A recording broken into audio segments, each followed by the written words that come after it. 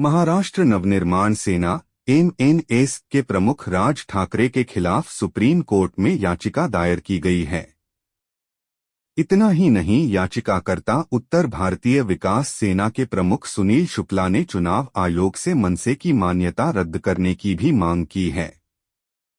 राज ठाकरे ने गुड़ी पड़वा के मौके पर अपने कार्यकर्ताओं को कुछ आदेश दिए थे।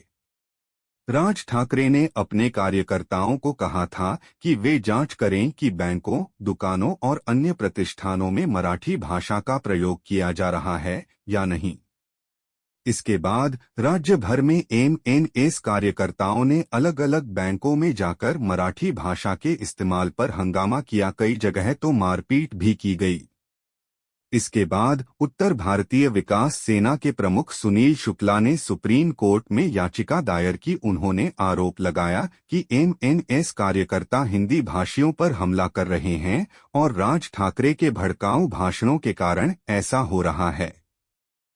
उन्होंने चुनाव आयोग से एमएनएस की मान्यता रद्द करने की भी मांग की है, जिसके बाद मनसे की तरफ से इस पर प्रतिक्रिया सामने आई है। एमएनएस के मुंबई अध्यक्ष संदीप देशपांडे ने एक्स पर पोस्ट कर धमकी देते हुए लिखा, कई भैया लोग कोर्ट में जाकर कह रहे हैं कि मनसे की मान्यता रद्द होनी चाहिए।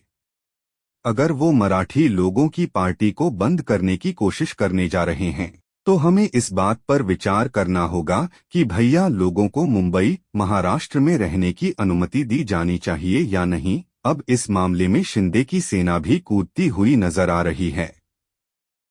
शिंदे गुट के नेता संजय निरुपम ने मनसे के रवैये पर सवाल खड़ा करते हुए कहा, मनसे द्वारा महाराष्ट्र में रहने वाले लोगों से मराठी बोलने का आग्रह कोई नई बात नहीं है।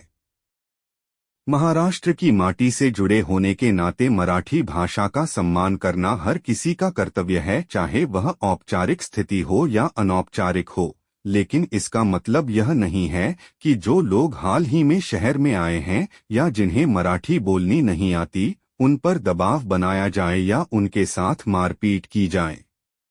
उन्होंने आगे कहा, किसी भी भाषा को सिखाने का रास्ता प्रेम और संवाद से होकर जाता है, न कि हिंसा और धमकी से। हाल ही में कुछ बैंकों में कर्मचारियों के साथ हुई मारपीट जैसी घटनाएं निंदनीय हैं। हालांकि इस मामले में राज ठाकरे ने अपने कार्यकर्ताओं को पत्र लिखकर फिलहाल के लिए मराठी भाषा पर इस आंदोलन को स्थगित करने का आदेश दिया है।